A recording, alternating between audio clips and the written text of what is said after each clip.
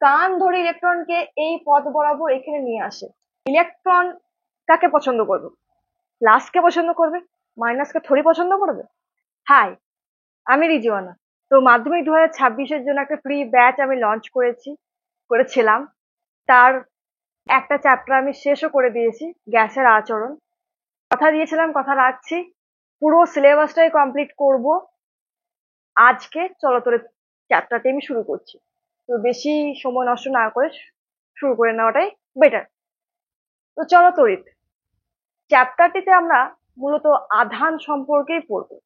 আধান কি, আধানের কাজ কি, আধান কি করে, এই সম্পর্কে পড়বো। কেন আধান সম্পর্কে পড়বো? চলো তড়িৎ, তড়িৎ প্রবাহ। আমরা সবাই কি বলি? কারেন্ট। কারেন্ট কথাটা অনেক ব্যবহার করি আমরা। কারেন্ট জিনিসটা কি? কারেন্ট বা তড়িৎ প্রবাহ মাত্রা হচ্ছে আধানের প্রবাহ। আধান বলতে গেলে ইলেকট্রন। ইলেকট্রন বা আধানের প্রবাহ প্রতি 1 সেকেন্ডে। এটা হলো তড়িৎ প্রবাহ মাত্রা। তড়িৎ প্রবাহ মাত্রা জানার জন্য আমাকে আগে জানতে হবে আধান কি। তো সেই অনুযায়ী প্রথমে আমি আধানটাই শুরু করছি, ঠিক আছে? তো আধান কি? তার আগে আরেকটা কথা বলি, আমাদের শরীর এছাড়া আমাদের আশেপাশে যতগুলো বস্তু রয়েছে সবকিছুই ক্ষুদ্রতম ইউনিট কি দিয়ে গঠিত? ডাল্টন স্যার বলেছিলেন পরমাণু দিয়ে গঠিত, তাই তো? কিন্তু পরবর্তীকালে আরো বিজ্ঞানীরা পরীক্ষা নিরীক্ষা করে দেখেন যে পরমাণুর ভেতরেও ইলেকট্রন, প্রোটন, নিউট্রন রয়েছে। তাহলে এবার কি বলবো? সমস্ত বস্তু, ইভেন আমরা মানুষও সবচেয়ে ক্ষুদ্রতম পার্টিকেল যদি বলি, sub atomic particle, electron, proton, neutron দ্বারা গঠিত। ইলেকট্রনকে আরো ভাঙা হয়, কিন্তু আপাতত তোমাদের লেভেলে ইলেকট্রন, প্রোটন, নিউট্রনটাই জেনে রাখো। সবচেয়ে ছোট ইলেকট্রন, প্রোটন, নিউট্রন দিয়ে আমাদের সবার শরীর, সমস্ত বস্তু তৈরি। এইবার আধান কিভাবে এলো, আধানের কথাটা কিভাবে এলো? ইলেকট্রন, প্রোটন, নিউট্রন তো বুঝলাম। একটা পরমাণুর ভেতরে ইলেকট্রন, প্রোটন, নিউট্রন কিভাবে বিন্যাস থাকে, কিভাবে থাকে, সেই ছবি আমি এখানে এঁকে রেখে পরমাণু আমি নিয়েছি। সেই পরমাণুর এই যে ভেতরে দুটো প্রোটন, দুটো নিউট্রন আমি লিখেছি, এই দুটো প্রোটন, দুটো নিউট্রন নিউক্লিয়াসের ভেতরে থাকে। একটা ঘর, সেই ঘরের ভেতরে থাকে। এরা একসাথে থাকে, খুব শক্তিশালী নিউক্লিয় বল অনুভব করে এরা। ফলে এরা নিউক্লিয়াসের ভেতরেই খুব ভালোভাবে থাকতে পারে, আকর্ষণ বল ভালো।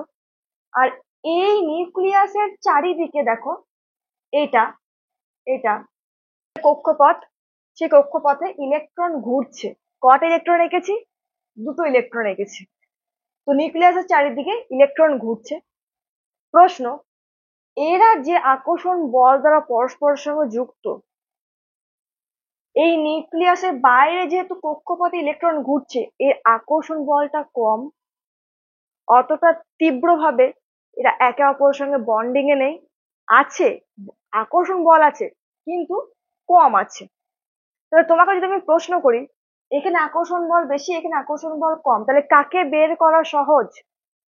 ইলেকট্রনকে। আমি আরেকটা উদাহরণ দিচ্ছি, বাস্তব উদাহরণ। ধরো তুমি ছেলে হতে পারো, মেয়েও হতে পারো।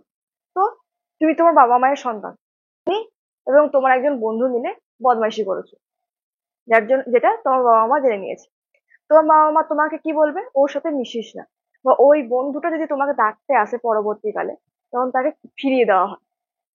দুজনেই সমান বদমাশি করেছে একসাথে মিলে, কিন্তু যেহেতু তুমি বাবা মায়ের সন্তান, তোমার সাথে বাবা মায়ের বন্ডিংটা ভালো, সম্পর্কটা ভালো, ভালোবাসা আছে, তাই তোমার বাবা মা তোমাকে তো বাইরে বের করে দিতে পারে না। যে বাইরে থেকে আসছে, যার সঙ্গে সম্পর্কটা অতটা ভালো না, বন্ডিং নেই, তাকে বের করে দেওয়াটা বেশি ইজি, বেশি সহজ। ঠিক সেরকম ইলেকট্রন হচ্ছে সেই বন্ধু, আর প্রোটন হচ্ছে তুমি। কাকে বের করা সহজ? ইলেকট্রনকে বের করা সহজ। তাহলে এটা মধ্যে কটা প্রোটন আছে সেটা লিখে দিই। দুটো প্রোটন। ইলেকট্রন কটা আছে? দুটো ইলেকট্রন। তার মানে প্রোটন ও ইলেকট্রনের পরিমাণ সমান। তাহলে প্রোটন সমান ইলেকট্রন। তাহলে প্লাস যতগুলো আছে মাইনাস ততগুলো আছে। প্রোটন মানে প্লাস চার্জ, প্লাস চার্জ, আর ইলেকট্রন মানে মাইনাস চার্জ। দুটো প্লাস দুটো মাইনাস ক্যান্সেল করে জিরো হলো, মানে এটাকে বলে নিস্তড়িৎ, এর মাথাতে এক্সট্রা কোনো চার্জ তৈরি হয়নি। এরপর আমি একটা ইলেকট্রন যদি যোগ করি, একটা ইলেকট্রন আমি বাইরে কক্ষপথে যোগ করলাম, হিসেব মতো এই নিউক্লিয়াসের চারিদিকে যে প্রথম কক্ষপথ সেখানে দুটো ইলেকট্রনই থাকে। আমি জাস্ট বোঝানোর জন্য এই একটা কক্ষপথে 3টে ইলেকট্রন দিচ্ছি। তোমরা ক্লাস 9-এ পড়েছো, আমি যতদূর সম্ভব জানি যে এই কক্ষপথে দুটো ইলেকট্রন থাকে, মানে 2, 8, 8, 1 এরকম ভাবে ইলেকট্রনের বিন্যাস হয়। আমি এখানে বোঝানোর সুবিধার্থে সহজভাবে এটা করে দিয়েছি, ঠিক আছে। অনেকে আবার কমেন্ট করবে ভুল করেছো, তার জন্য আমি এটা মুছে দিয়ে আর একটা কক্ষপথ এঁকে দিই, কি দরকার হবে।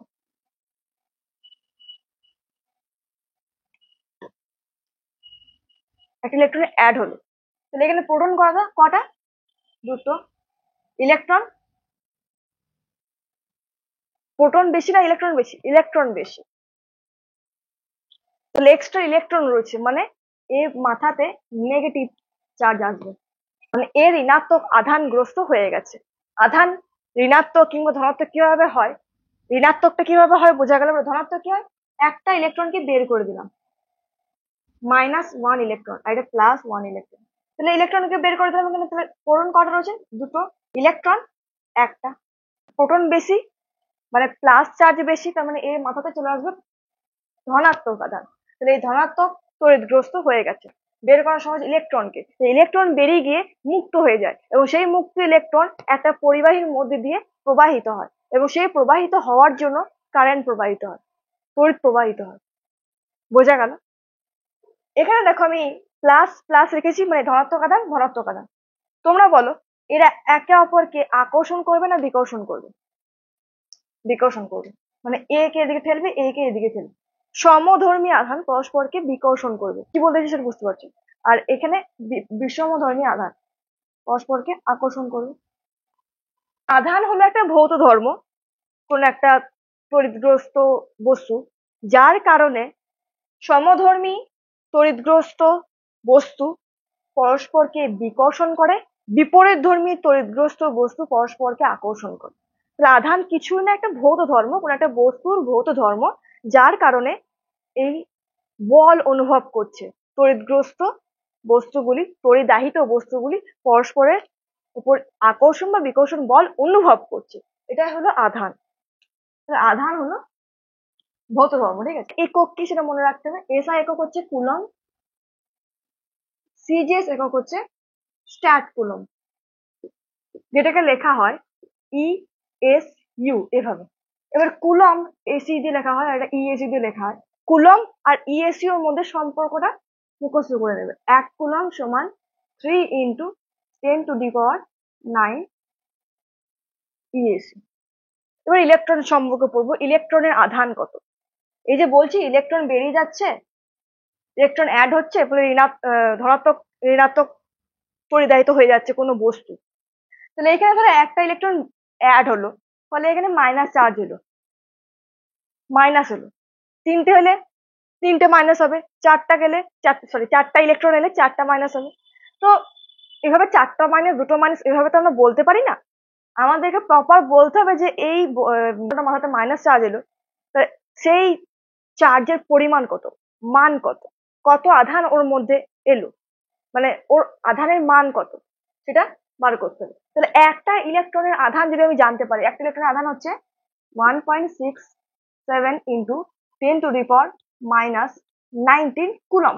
তাহলে এখানে একটা ইলেকট্রন যুক্ত হলো, তো তাহলে একটা ইলেকট্রনের আধান কত এটা, তাহলে এর মাথাতে কত আধান এলো, মাইনাস, চিহ্ন কি হবে সেটা আমরা বুঝলাম, ইলেকট্রন যাচ্ছে কি আসছে তার ভিত্তিতে কত আধান হবে সেটা বুঝলাম। একটা ইলেকট্রনের আধানের মান কত, 1.67 × 10⁻। এখানে দেখো এখানে কি হবে, +1.67 × 10⁻। কি বলে তোমাকে এই টমের উদাহরণটা দিচ্ছি। টম কি বলছে, এই টমের 3টে ইলেকট্রন অ্যাড হলো, তাহলে এর মাথাতে 3 মাইনাস হবে, মাইনাস হবে, ঠিক আছে, মাইনাস চার্জ হবে, 3টে মাইনাস চার্জ হবে, 3টে ইলেকট্রন অ্যাড হলো। তাহলে কত আধান হলো, একটা ইলেকট্রন আধান কত, এত কুলম, 3 × 1.6 × 19 কুলম এর আধান হলো, এর চার্জ হলো। তাহলে কোনো একটা তড়িদাহিত বস্তুর চার্জ কত সেটা কিভাবে বুঝবো?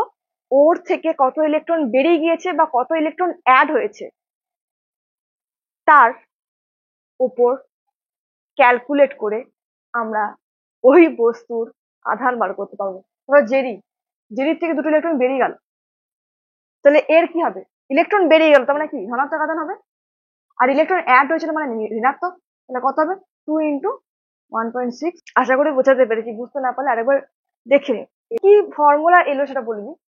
ধরো কিউ হচ্ছে আধান, ঠিক আছে? কোনো তৈলায়িত বস্তুর মাথাতে কত আধান আসবে, কত চার্জ আসবে, সেটা ইলেকট্রনে যাওয়া আসার উপর নির্ভর করছে, কতগুলো ইলেকট্রন যাওয়া আসা করছে তার উপর নির্ভর করছে। এন ই, এটা হচ্ছে ইলেকট্রনের আধান, এটা হচ্ছে নাম্বার অফ ইলেকট্রন, কতগুলো ইলেকট্রন যাওয়া আসা করছে, মানে বেরিয়ে যাচ্ছে এবং অ্যাড হচ্ছে।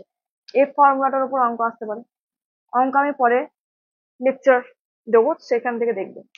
তো এই ফর্মুলাটা লিখে নাও যে Q is equal to N E. Q হচ্ছে তড়িদাহিত বস্তুর মধ্যে আধান, কত আধান তার মাথাতে চাপছে, কিসের উপর নির্ভর করছে? কতগুলো ইলেকট্রন বের হচ্ছে, কতগুলো ইলেকট্রন যোগ হচ্ছে তার উপর। এটা ফর্মুলা। এরপরে আমি এটা মুছে নেক্সট পড়াবো। তো আমি কি বললাম? সমধর্মী আধান পরস্পরকে কি করে? বিকর্ষণ করে। বিষমধর্মী বা বিপরীতধর্মী আধান পরস্পরকে আকর্ষণ করে। মানে একটা বল অনুভব হয়, বিকর্ষণ বল, আকর্ষণ বল। প্রশ্ন, কত পরিমাণ আকর্ষণ বল, কত পরিমাণ বিকর্ষণ বল, সেটা কিভাবে বার করব? বিভিন্ন বিজ্ঞানীর মাথাতে এই প্রশ্নটা এলো। গিয়ে বিভিন্ন পরীক্ষা নিরীক্ষা করার পর এলেন কুলম্ব স্যার। কুলম্ব স্যার কি বলেছিলেন সেটা এখন পড়বো, যে কত পরিমাণ বল অনুভব করবে। আমি দুটো আধান নিয়ে নিলাম, দুটো আধান পরস্পরের থেকে আর দূরত্বে অবস্থান করছে, তাহলে এই দুটো আধানের মধ্যবর্তী আকর্ষণ বা বিকর্ষণ বল থাকবে, সেটা নির্ভর করছে কি আধান তার উপর। এমনি জেনারেল কিছু একটা ধরে নাও, তাহলে দুটোর মধ্যে একটা বল অনুভব হবে, সেই বলের মান কিসের উপর নির্ভর করছে? এর আধান এবং এর আধানের পরিমাণের উপর নির্ভর করবে, আর এর দূরত্বের মধ্যে নির্ভর করবে। ধরো এই দুটো পরস্পরকে আকর্ষণ করে, মানে এ প্লাস এ মাইনাস ধরে নাও, তাহলে এদের মধ্যে দূরত্ব যদি অনেক বাড়িয়ে দেওয়া হয়, তাহলে যে আকর্ষণ বলটা আগে ছিল সেটা কি হবে? কমে যাবে। তাহলে দূরত্ব বাড়লে আকর্ষণ বল বা বিকর্ষণ বল কম হবে। ঝগড়া করছিল দুজন, খুব তাকে দূরে সরিয়ে দেওয়া হলো, তাহলে সেই ঝগড়াটা কমে যাবে, যে বিকর্ষণ বলটা কমে যাবে। তাহলে এই যে বল, এটা কিসের উপর নির্ভর করছে? আধান দ্বয়ের গুণফলের সাথে সমানুপাতিক Q1 Q2, আর একটা সমানুপাতিক মানে ব্যস্তানুপাতিক, সমানুপাতিক 1/r² বলবো, কিন্তু ব্যস্তানুপাতিক মানে দূরত্বের সঙ্গে ব্যস্তানুপাতিক। এবার বিভিন্ন পরীক্ষা নিরীক্ষা করার পর তিনি দেখেন যে দূরত্বের বর্গের সাথে ব্যস্তানুপাতিক। মানে দূরত্ব ধরো প্রথমে 1 মিটার ছিল, মিটার দিয়ে ধরছি মানে বোঝাতে সুবিধা হবে বলে, যে 2 মিটার করা হয়ে গেল, তাহলে বল কত পরিমাণ কমবে জানো? আগে যদি এফ ছিল, এখন হয়ে যাবে F/4, 4 গুণ কমে যাবে। মানে দূরত্বের সাথে কত পরিমাণ কমে যাচ্ছে তুমি ভাবো। সামান্য 1 থেকে 2 করলাম, 2 গুণ দূরত্ব বাড়ালাম, বল কমে গেল 4 গুণ। তাহলে ওই একই রকম দুটো সমীকরণ পেলাম, এখান থেকে যৌগিক ভেদের নিয়ম অনুযায়ী এফ সমানুপাতিক Q/r²। তাহলে এফ সমান কে Q1 Q2/r²। কে হলো সমানুপাতিক ধ্রুবক। এই কে এর মান কিসের উপর নির্ভর করে?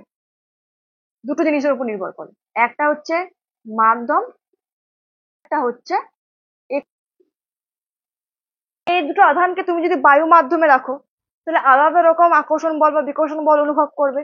যদি জলে ডুবিয়ে দাও, সেক্ষেত্রে আলাদা রকম অনুভব করবে। তাহলে মাধ্যমের উপর নির্ভর করছে। আর একক, এই সাইডে কি, এই সাইডে আমি বল বার করছি, সেক্ষেত্রে কে এর মান আলাদা হবে।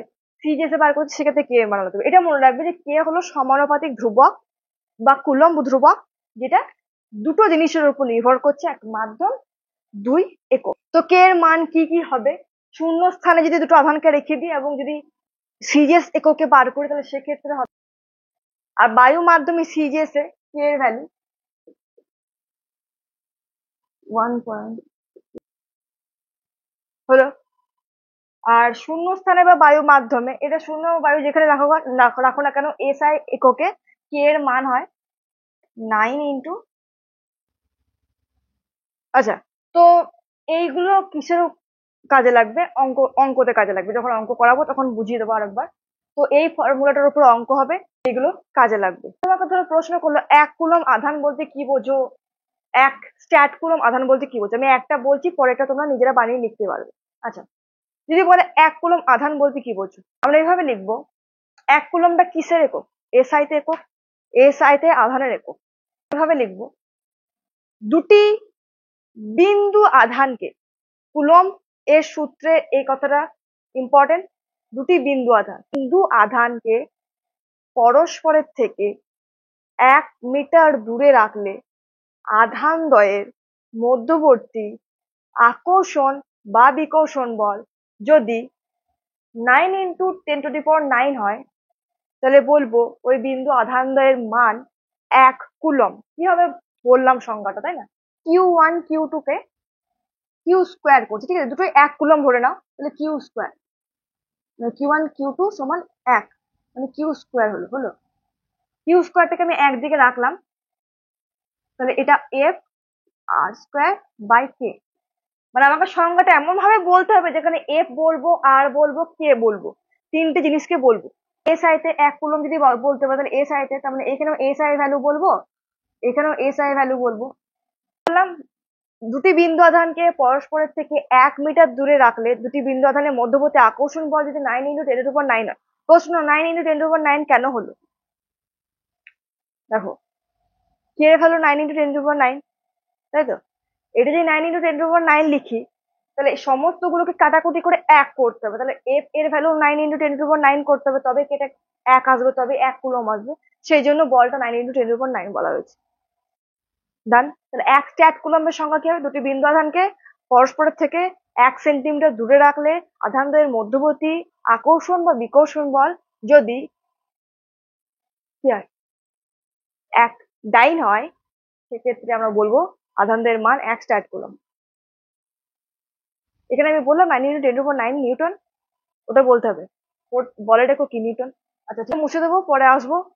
তো এবার আমি শেখাবো তড়িৎ ক্ষেত্র জিনিসটা কি। তড়িৎ ক্ষেত্র কি? যেমন ধরো কোনো কারণ, মানে নিজেদের সিনেমা প্রমোশনের জন্য ধরো কোনো নায়ক নায়িকা এলো, কোনো নায়িকা এলো, কোনো তোমাদের অঞ্চলের ভেতরে কোনো একটা নায়িকা এলো, তাহলে কি হবে? সবাই জেনে গেলে সেই অঞ্চলের মানুষজন সেই নায়িকাকে দেখার জন্য তার চারপাশে ঘিরে থাকে।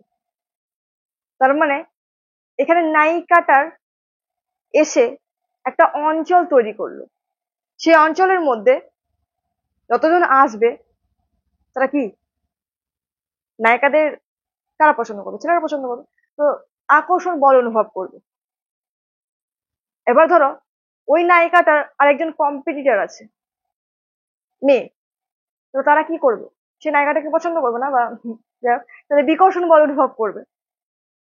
তাহলে এখানে নায়িকাটা তার চারপাশে একটা অঞ্চল তৈরি করলো, যে অঞ্চলের মধ্যে তার বিপরীতধর্মী মানুষজন আকর্ষণ বল অনুভব করবে, তার সমধর্মী মানুষজন বিকর্ষণ বল অনুভব করবে। ঠিক সেরকম এখানে ধনাত্মক আধান আসাতে তার চারপাশে একটা অঞ্চল তৈরি করলো। সেই অঞ্চলের মধ্যে যদি আমি কোনো মাইনাস চার্জকে আনি, তাহলে এ আকর্ষণ বল অনুভব করবে। যদি প্লাস চার্জকে আনি, তাহলে এ বিকর্ষণ বল অনুভব করবে, এ কে ঠেলে দেবে আর এ কে টানবে। ঠিক আছে? তাহলে তড়িৎ ক্ষেত্র হচ্ছে এটাই, যে কোনো একটা আধান তার চারপাশে একটা অঞ্চল তৈরি করে, এবং সেই অঞ্চলের মধ্যে যদি অন্য কোনো আধান আসে, তো তারা আকর্ষণ বা বিকর্ষণ বল অনুভব করবে। তো এই বিষয়ে আর কিছু নয়। এবার বিভব আসি। বিভব, বিভব জিনিসটা কি? সংজ্ঞাটাকে বুঝিয়ে দিই, তারপর বলবো। ধরো এই প্লাস চার্জ রয়েছে, কি বললাম? তড়িৎ ক্ষেত্র তৈরি করছে। আমি অসীম দূরত্ব থেকে একটা প্লাস 1 কুলম চার্জকে এই অঞ্চলের পি বিন্দুতে আনতে চাইছি। আমাদের প্রশ্ন করি, আমাকে কাজ করতে হবে কি করতে হবে না? কাজ করতে হবে। কেন? এ অলরেডি একে বিকর্ষণ করছে, যেহেতু এটা প্লাস এটা প্লাস, একে আসতে দিচ্ছে না, বাধা দিচ্ছে। সেই বাধার বিরুদ্ধে গিয়ে আমাকে একে এখানে তুলে এখানে আনতে হবে, তাহলে আমাকে কাজ করতে হচ্ছে।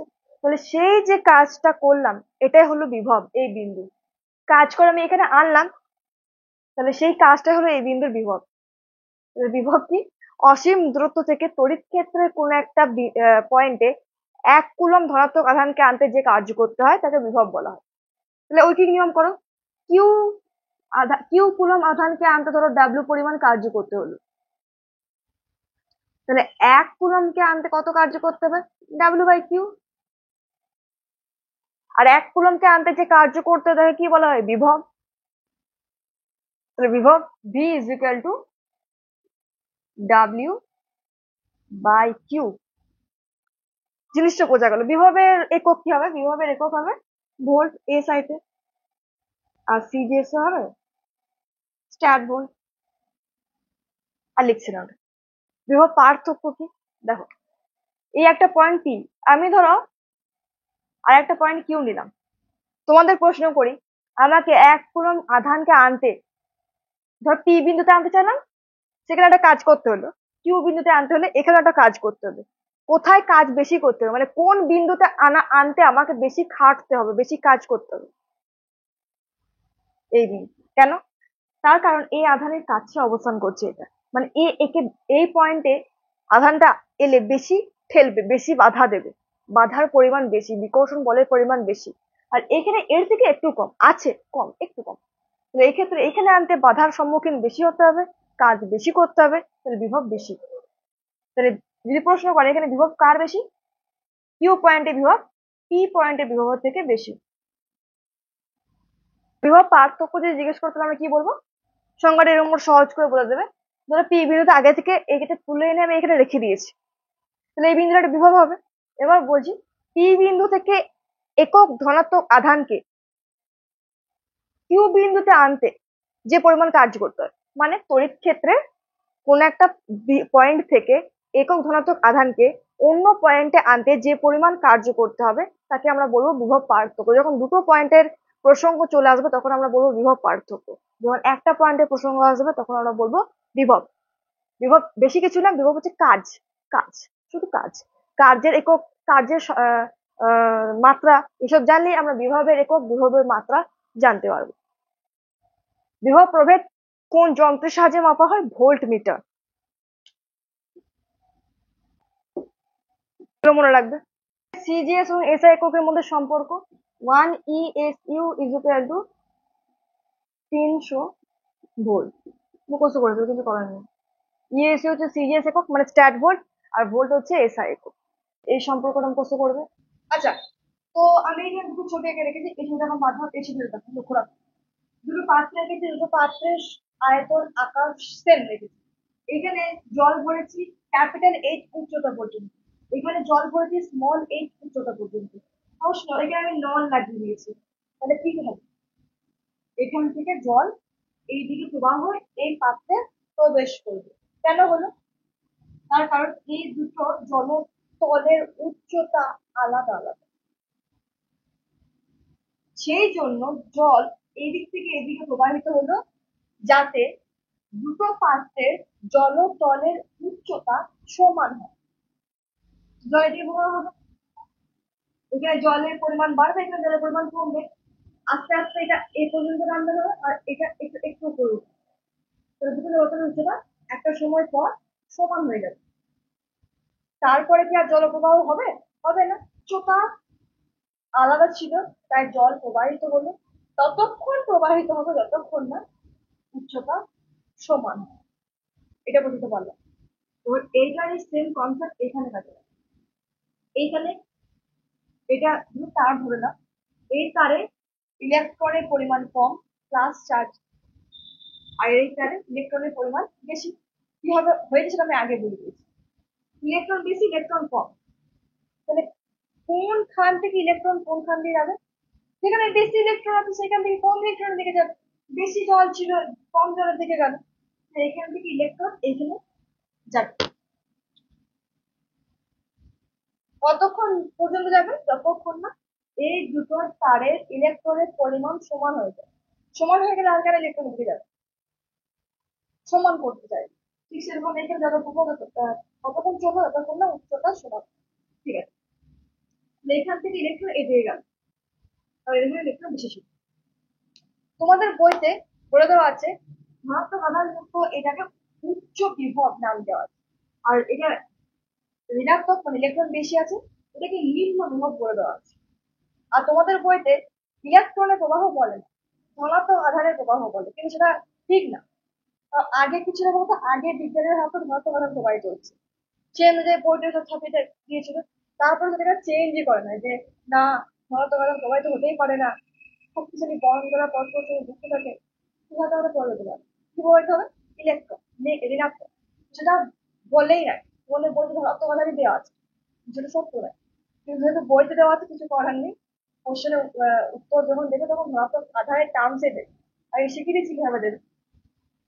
কিন্তু এই যে উচ্চ বিভব, এটা নিম্ন বিভব, তাহলে উচ্চ বিভব থেকে নিম্ন বিভবের দিকে ধনাত্মক আদান প্রবাহিত হবে, ঠিক ততক্ষণ প্রবাহিত হবে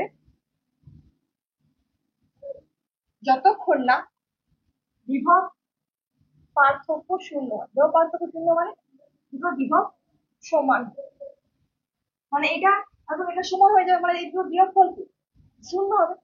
তাহলে উচ্চ বিভব থেকে নিম্ন বিভবের দিকে ধনাত্মক আদান ততক্ষণ প্রবাহিত হবে যতক্ষণ না বিভব পার্থক্য শূন্য হয়, ততক্ষণ না দুই বিভব সমান হয়। তো এবার আমি তড়িৎ প্রবাহ মাত্রা শেখাবো। এখানে আমি একটি পরিবাহী তার রেখেছি, পরিবাহী তারটা মোটা পাতলা হয়ে গেছে, কিন্তু এরকম হয় না, আমার হাত ঠিক নয়, হাত ঠিক নয়, ভুলভাল লিখে দিচ্ছি। তো মানে প্রস্তুচ্ছেদের ক্ষেত্রফল সমান হবে, ঠিক আছে। কোন পরিবাহীর একক প্রস্তুচ্ছেদের মধ্যে দিয়ে 1 সেকেন্ডে প্রবাহিত পরিচালনাকে তড়িৎ প্রবাহ মাত্রা বলা হয়, যেটা আইডিয়াল। কোন পরিবাহীর একক প্রস্তুচ্ছেদের মধ্যে দিয়ে 1 সেকেন্ডে প্রবাহিত পরিচালনা, ইলেকট্রন দেখিয়ে তারপর ইলেকট্রনে প্রবাহিত হয়। এই তোমাদের বইতে শুধুমাত্র আধান দেওয়া আছে, আধান নিয়ে আই সমান ফর্মুলা হবে কিউ বাই টি, এই অনুযায়ী অঙ্ক করাবো পরে। সরি, হ্যাঁ, আমার মানে এইখান থেকে যখন আমি পড়াতে শুরু করেছি না, তখন মাইকটা আমি খুলে রেখে দিয়েছিলাম, তাই ভয়েসটা হয়তো একটু সমস্যা হবে, তো এটা একটু দেখে নিও, হ্যাঁ। তো এবার আমি মাইকটা ইউজ করলাম, আশা করি এবার ভয়েসটা কোনো অসুবিধা হবে না।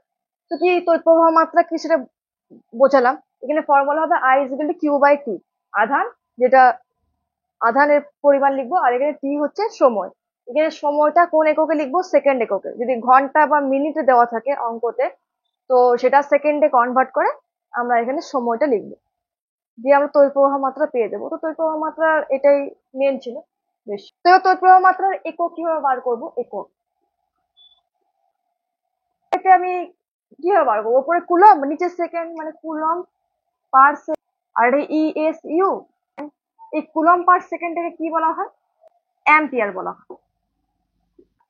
আর ই এস ইউ পার সেকেন্ডে কি বলা হয়, ই এম ইউ। এবার অ্যাম্পিয়ার আর ই এম ইউ এর মধ্যে সম্পর্ক বার করতে হবে, 1 10 অ্যাম্পিয়ার, মুখস্থ করতে হবে। ই হচ্ছে সিরিয়াস একক, অ্যাম্পিয়ার হচ্ছে এসআই একক। তো এবার আমি শুরু করব তড়িৎচালক বল, ইএমএফ, ইলেকট্রোমোটিভ ফোর্স, যা সকলের খুব কঠিন লাগে। আমি খুব সহজে শেখানোর চেষ্টা করছি, আশা করব সহজেই শিখে যাবে। ঠিক আছে, তড়িৎচালক বল ইএমএফ। প্রথমে কি বললাম, উচ্চ বিভব কি নিম্ন বিভব কি সেটা দেখিয়েছি এখানে। একটা তড়িৎ কোষ, যে এই যে সেলগুলো কিনে নিয়ে আসো, আমরা ব্যাটারি বলি, সেল বলা হয়, যে কিনে নিয়ে আসে, ঘড়িতে লাগায়, রিমোটে ইউজ করি। তো সেটার একটা দুটো প্রান্ত থাকে, একটা হয় উচ্চ বিভব, একটা হয় নিম্ন বিভব। উচ্চ বিভবটাকে যখন আমরা এমনি বোর্ডে লিখবো বা খাতাতে লিখবো, তখন এভাবে বড় দাড়ি, আর নিম্ন বিভবকে ছোট দাড়ি। এই পুরোটা হচ্ছে এই ব্যাটারি, এইটা পুরোটা ব্যাটারি, মানে দেখতে অনেকটা এরকম। এই ব্যাটারিটা এইখানে একটা উচ্চ বিভব, একটা নিম্ন বিভব। বেশ, এটাকে আমরা কি বর্তনীতে ইউজ করি, কি করার জন্য, ধরো বাল্ব জ্বালাবার জন্য আমি এই ব্যাটারিটা ইউজ করলাম। তো এই বাল্বটা কেন জ্বলবে, কিভাবে জ্বলবে, তড়িৎ প্রবাহ হলে জ্বলবে। তড়িৎ প্রবাহ মানে কি, ইলেকট্রনের প্রবাহ। তোমাদের বইতে ধনাত্মক আধান, কিন্তু কনসেপ্ট ইলেকট্রন প্রবাহ। ইলেকট্রন প্রবাহ হলে কি হবে, বাল্ব জ্বলবে। ইলেকট্রন কোথায় কোথায় প্রবাহিত হবে, যেখানে ইলেকট্রন বেশি, অর্থাৎ নিম্ন বিভব। এই দিক থেকে তাহলে ইলেকট্রন এদিকে যাবে, এই পথে, বি সি ডি এ পথে বরাবর এদিকে গিয়ে এখানে এসে জমা হবে, এই উচ্চ বিভবে জমা হবে। তাহলে এর আগে বললাম এভাবে যদি ইলেকট্রন প্রবাহিত হতেই থাকে একটা সময় পর কি হবে, উচ্চ নিম্ন থাকবে না, দুটো বিভবই সমান হয়ে যাবে। তাহলে কি হবে, বিভব পার্থক্য শূন্য হয়ে যাবে। বিভব পার্থক্য শূন্য হলে ইলেকট্রন কি আর এদিকে হয়ে এদিকে আসতে পারবে? আসতে পারবে না। জলপ্রবাহ তখনই চলছিল যতক্ষণ জলতল উঁচু নিচু ছিল, সমান হয়ে যাওয়ার পর কিন্তু আর চলছিল না। তাহলে বিভব যখন দুটো সমান হয়ে যাবে তখন কি ইলেকট্রন আর প্রবাহ হবে, তড়িৎ আর প্রবাহ হবে, বারবার জ্বলবে। তাহলে এবার কি করণীয়, আমাকে তো বাল্বটা জ্বালিয়ে রাখতে হবে। কিছুক্ষণ জ্বললো তারপর বন্ধ হয়ে গেল, তাহলে আর কি কাজ হবে? তাহলে কি হবে এবার, এরপরই আসবে সিনেমাতে এন্ট্রি নেবে তড়িৎচালক বল। কি কাজ এর, এর কাজ এটাই, ইলেকট্রনকে এখানে জমা হতে দেয় না, কান ধরে ইলেকট্রনকে এই পথ বরাবর এখানে নিয়ে আসে, এই জায়গাতে নিয়ে আসে। এবার তোমরা বলো ইলেকট্রন কাকে পছন্দ করবে, প্লাসকে পছন্দ করবে, মাইনাসকে থোড়ি পছন্দ করবে? তাহলে ইলেকট্রনকে এদিকে আনতে চাইছে, আসতে চাইছে না, বিকর্ষণ বল অনুভব করছে। তাহলে কি করতে হবে, কাজ করতে হবে। এই কাজটা কে করছে, তড়িৎচালক বল করছে, সরি তড়িৎ কোষ করছে। সেই কাজটি হলো তড়িৎচালক বল। কাজ করার জন্য তো ওর শক্তির প্রয়োজন, কোথা থেকে পাবে? ব্যাটারি বা তড়িৎ কোষের ভেতরে ক্রমাগত রাসায়নিক বিক্রিয়া হতে থাকে, সেখান থেকে রাসায়নিক শক্তির সাহায্য নিয়ে তড়িৎ কোষ ইলেকট্রনকে কান ধরে এইখানে নিয়ে আসে। এই পর্যন্তই কাজ হচ্ছে তড়িৎ কোষে। তারপর তো ইলেকট্রন প্লাসকে পছন্দ করে, প্লাসকে পছন্দ করে সে এই বরাবর আবার এখানে আসবে, আবার এখানে টেনে নিয়ে চলে যাবে, আবার এইদিকে আসবে, আবার টেনে নিয়ে চলে যাবে। এটাই হলো তড়িৎ কোষ এর কাজ, তড়িৎচালক বল, যা তড়িৎচালক বল। কনসেপ্ট বোঝা গেল, কিন্তু তোমাদের বইয়ে ধনাত্মক আধানের টার্মসে বলেছে, তাই এই জিনিসটা রিভার্স করে দাও। কিরকম করে রিভার্স করব, ইলেকট্রন এই দিক থেকে এদিকে আসছিল, ধনাত্মক আধান কোন দিক থেকে কোন দিকে যাবে, এদিক থেকে এদিকে যাবে, উচ্চ বিভব থেকে নিম্ন বিভবের দিকে যাবে। তাহলে ধনাত্মক আধান প্লাস ধনাত্মক আধান এ বি সি ডি, তাহলে এই বরাবর যদি আসে ধনাত্মক আধান তাহলে এখানে জমা হবে। তো জমা হতে হতে হতে হতে উচ্চ নিম্ন থাকবে না, দুটো বিভব সমান হয়ে যাবে। তো তড়িৎচালক বল কি করবে, ধনাত্মক আধানকে টান ধরে এখান থেকে এই পর্যন্ত নিয়ে আসবে। তার জন্য কাজ করতে হবে, সেটা হলো তড়িৎচালক বল। তারপর ধনাত্মক আধান আবার জেকেছে। তো ইলেকট্রনটা বুঝে নিলে ধনাত্মক আধানটা ঠিক আমরা নিজে বানিয়ে লিখতে পারবো, কারণ যেটা মেন কনসেপ্ট সেটা বোঝাটা আমাদের পক্ষে প্রয়োজনীয়। বইয়ে যা আছে সেটা আমরা পরীক্ষার সময় লিখবো সেটা আলাদা ব্যাপার, ঠিক আছে? তো তড়িৎচালক বলের সংজ্ঞা কি, আমি একটু বানিয়ে বলছি, তারপরে বইয়ের যে সংজ্ঞা সেটা বলছি। তড়িৎচালক বলের সংজ্ঞা কি, ধরো একটা তড়িৎ বর্তনীতে আমাকে তড়িৎ প্রবাহ বজায় রাখতে হবে, তাছাড়া বাল্ব জ্বলবে না। তড়িৎ প্রবাহ বজায় রাখার জন্য বিভব পার্থক্যকে বজায় রাখতে হবে, মানে দুটো বিভব যাতে উঁচু নিচু থাকে সেটা বজায় রাখতে হবে। সে বজায় রাখার জন্য তড়িৎ কোষ রাসায়নিক বিক্রিয়া ঘটিয়ে রাসায়নিক শক্তিকে কাজে লাগিয়ে ধনাত্মক আধানকে কোথা থেকে কোথায় নিয়ে যায় কান ধরে, নিম্ন থেকে উচ্চ বিভবে। যেহেতু উচ্চ বিভব থেকে নিম্ন বিভবের দিকে বর্তনী বরাবর এখানে এলো, সেখানে জমা হবে। উচ্চ বিভব মানে কি প্লাস বেশি, নিম্ন বিভব কি মাইনাস বেশি। তাহলে ধনাত্মক আধান কোন দিকে যেতে চাইবে না, উচ্চ বিভবের দিকে যেতে চাইবে না, তার মানে কাজ করতে হবে, সেই কাজটা তড়িৎচালক বল। এবার সংজ্ঞাতে ধনাত্মক আধানের টার্মস যদি লেখো তাহলে আমরা বলবো নিম্ন বিভব থেকে উচ্চ বিভবের দিকে ধনাত্মক আধানকে নিয়ে যায় এই তড়িৎচালক বল। নিয়ে যেতে যে কার্য করতে হয় তাকেই বলা হয় তড়িৎচালক বল। বোঝাতে পারলাম? আবার বলি, তড়িৎ বর্তনীতে তড়িৎ প্রবাহ বজায় রাখার জন্য বিভব পার্থক্য বজায় রাখতে তড়িৎ কোষ রাসায়নিক শক্তিকে কাজে লাগিয়ে একক কোনো ধনাত্মক আধানকে নিম্ন বিভব থেকে উচ্চ বিভবে নিয়ে যেতে যে কাজ করে তাকে তড়িৎচালক বল বা ইলেকট্রোমোটিভ ফোর্স বলে। তাহলে কাজ হচ্ছে তড়িৎচালক বল, তাহলে এটা বল কেন, তড়িৎচালক বল কি বল? বল নয়। মানে নামটা আগে দিয়ে দিয়েছে, কাজটা পরে জানা গেছে। যেমন কোনো একটা বাচ্চা যখন জন্মগ্রহণ করে তখন তাদের নাম দেওয়া হয়, পরবর্তীকালে সেই নাম অনুযায়ী যদি সে কাজটা না করে তাহলে সেই নামটা তো পরিবর্তন করা যাবে না, বিভিন্ন ডকুমেন্টসে তার নাম চলে আসছে। ঠিক সেরকম এরকম বিভিন্ন বইতে তড়িৎচালক বল লিখে দিয়েছে অলরেডি, তাই এর নামটা পরিবর্তন করা সম্ভব নয়।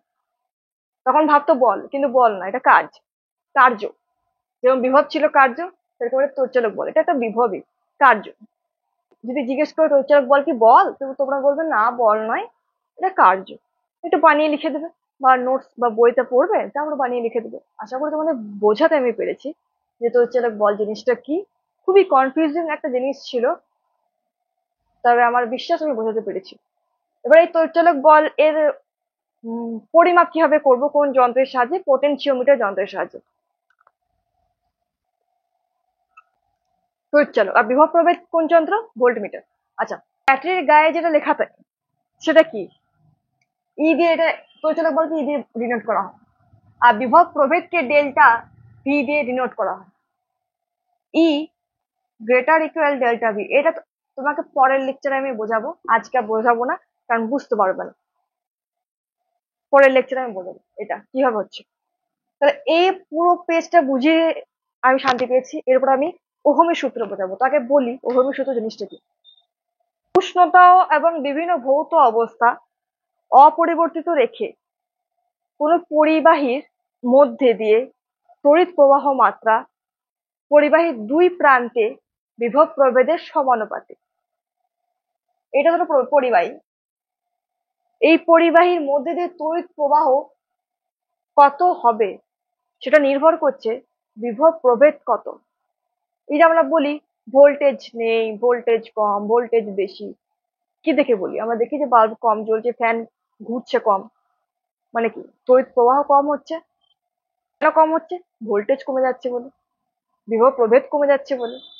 তড়িৎ প্রবাহ কিসের সঙ্গে সরল সম্পর্কে রয়েছে? বিভব প্রভেদের সঙ্গে সরল সম্পর্কে রয়েছে।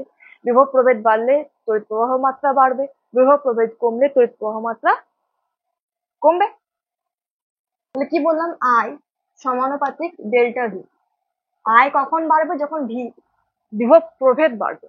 এবার আই সমানুপাতিক চিহ্ন উঠালে ধ্রুবক আসে। এই ধ্রুবকটা কি? 1/r। আমরা কি পড়ি? এটা দিয়ে এটা বলি, কিন্তু এটা রং। বইতে অনেক বইতে দেওয়া থাকে, কিন্তু এটা রং। বিভব প্রভেদ কি তড়িৎ প্রবাহের সঙ্গে, বিভব প্রভেদ কি তড়িৎ প্রবাহের উপর নির্ভরশীল? নির্ভরশীল নয়। তড়িৎ প্রবাহ বিভব প্রভেদের উপর নির্ভরশীল। বিভব প্রভেদ বাড়লে তড়িৎ প্রবাহ বাড়বে, কিন্তু বিভব প্রভেদ তড়িৎ প্রবাহের উপর নির্ভরশীল না। যেটা নির্ভরশীল সেটা এইদিকে লিখতে হয়, যার উপর নির্ভরশীল সেটা এইদিকে লিখতে হয়। দিয়ে হলো এই সমীকরণটা। তাহলে এবার কি হবে? I is equal two 1/r into delta V, যে ডেল্টা ভি সমান আসবে আই ইন্টু আর। মানে এটা ডিরেক্ট লিখে দিয়েছি, ঠিক আছে, কিন্তু এটা এইভাবে আসে, মানে এইটা এইভাবে আসে, I proportional to delta V এইভাবে আসে। সংজ্ঞাতে প্রথমে কি বললাম? উষ্ণতা এবং অন্যান্য ভৌত অবস্থা অপরিবর্তিত রেখে, মানে স্থির রেখে। উষ্ণতা বাড়ালে কমালে কিছু চেঞ্জেস হবে, সেটা আমি পরের লেকচারে বোঝাবো। আর অন্যান্য ভৌত অবস্থার পরিবর্তন ঘটলেও কিছু চেঞ্জেস ঘটে, পরিবর্তন ঘটে, সেটাও পরের লেকচারে বোঝাবো। কিন্তু সংজ্ঞাতে এই দুটো ওয়ার্ড লিখতেই হবে, তাতে তোমার সংজ্ঞা বা সূত্রটা ভুল হয়ে যাবে।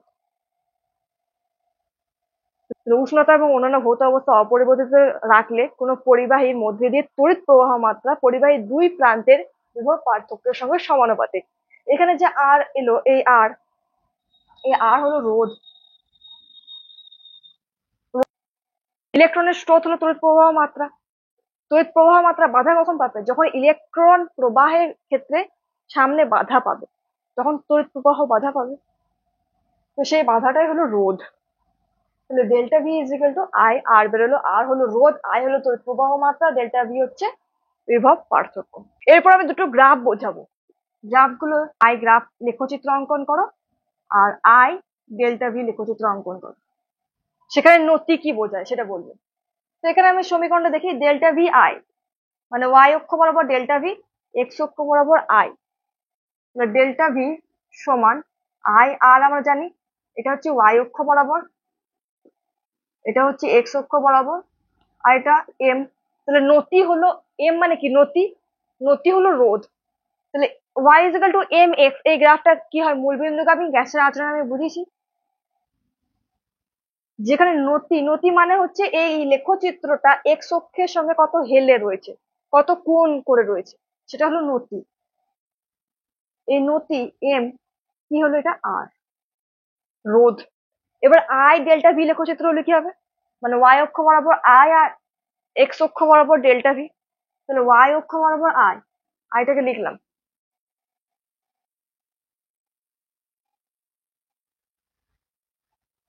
আচ্ছা আগে এটা লিখি তাহলে তোমাদের বুঝতে সুবিধা হবে।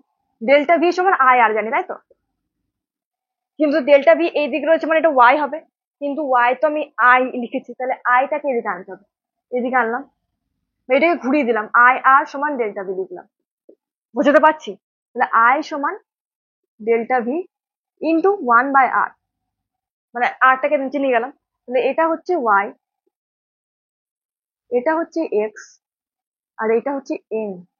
এটা মূল বিন্দুগামী সরলরেখা, কিন্তু এখানে যে নতিটা হলো এম, সেটা হলো 1/r।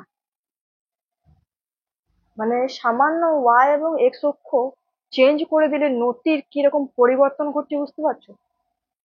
তাহলে ডেল্টা ভি আই গ্রাফের ক্ষেত্রে নতি হচ্ছে রোধ, নতি কি বার করবে, রোধ। আর আই ডেল্টা ভি গ্রাফের নতি কি বার করবে, 1/রোধ, রোধের অনন্যক, যেটাকে বলা হয় পরিবাহিতা। সেটা ধরো তোমাকে এটা আমি এটা হোমওয়ার্ক দিই, পরবর্তী লেকচারে আমি এখান থেকে শুরু করবো। একটা হোমওয়ার্ক দিলাম, ডেল্টা ভি, যেখানে দুটো গ্রাফ দিলাম, এটা রোধ ধরো R1, এটা রোধ ধরো R2, তো কোন রোধটা বেশি, R1 বেশি না R2 বেশি, এটা তোমরা কমেন্ট আমাকে জানাবে, দেখি কে কত পারে। ডান। আরেকবার বলে দেবো, বেশ আরেকবার বলে দেবো। এইটা তো বুঝতে পেরেছো, ডেল্টা ভি সমান আই, আর এখান থেকে Y M X, Y is equal to M X করে ওয়াই বরাবর ডেল্টা ভি আর এক্স বরাবর আই রেখেছি, তাহলে এম হচ্ছে আর। এখানে আমি ওয়াই বরাবর আই আর এক্স বরাবর ডেল্টা ভি, মানে এরকমই গ্রাফ আঁকতে বলেছি। তাহলে আমি প্রথমে ডেল্টা ভি সমান আই আর লিখলাম, ঠিক আছে, দিয়ে আমি এটা উল্টে দিলাম। কেন উল্টে দিলাম, তার কারণ এই দিকটা ওয়াই লিখি আর এই দিকটা এক্স লিখি, সেই জন্য বোঝানোর সুবিধার জন্য।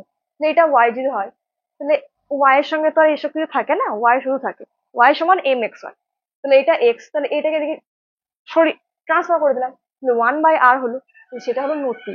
তাহলে এখানে নতি হলো 1/r, আর এখানে নতি হলো আর। আশা করি আমি বোঝাতে পেরেছি। এর পরের লেকচার এখান থেকে শুরু করব। আর ওইটা যে delta E, sorry, E greater equal to delta V, নষ্ট ভোল্ট কি, খুব ইন্টারেস্টিং, এটা গল্প দিয়ে বোঝাবো। আজকের মতো এই পর্যন্ত থাক, কারণ চলতরিৎ খুব কঠিন চ্যাপ্টার অনেকে মনে করে, আমি দায়িত্ব নিয়েছি সেটা সহজ করার। তো আমি শান্তি পেয়েছি এটা পড়ে, যে হ্যাঁ, এটা মনে হয় না যে বোঝানোর পর বুঝতে পারে সবাই যে কতটা ফিল আসে, মানে নিজেরই যদি ফিল আসে, অনুভব আসে, তাহলে যে বুঝছে, যে সামনে আছে, সে কতটা ভালো বুঝতে পারবে। তো কতটা ভালো লেগেছে অবশ্যই কমেন্টে জানাবে, কতটা বুঝতে পেরেছো কমেন্টে জানাবে। এর আগে গ্যাসের আচরণ চ্যাপ্টার দুটো পার্ট দিয়েছি, দেখে নেবে। এটার কটা পার্ট হবে, আমার চুম্বকের ওই যে তড়িৎ প্রবাহের উপর চুম্বকের ক্রিয়া, এর আগের যে তড়িৎ, পুরো চলাচলের পার্টটা, এটা দুটো পার্ট হবে, আর ওই দুটো পার্ট হবে। এটা একটা পার্ট হলো, এরপর আর একটা পার্ট দেবো, দেন এই পার্টটা শেষ হয়ে যাবে। তো আজকের মতো এ পর্যন্ত থাক, দেখা হচ্ছে পরের ভিডিওতে। বেস্ট অফ লাক, করতে থাকো, আসতে থাকো। May almighty bless you all, may God bless you all. ভালো থেকো, বাই।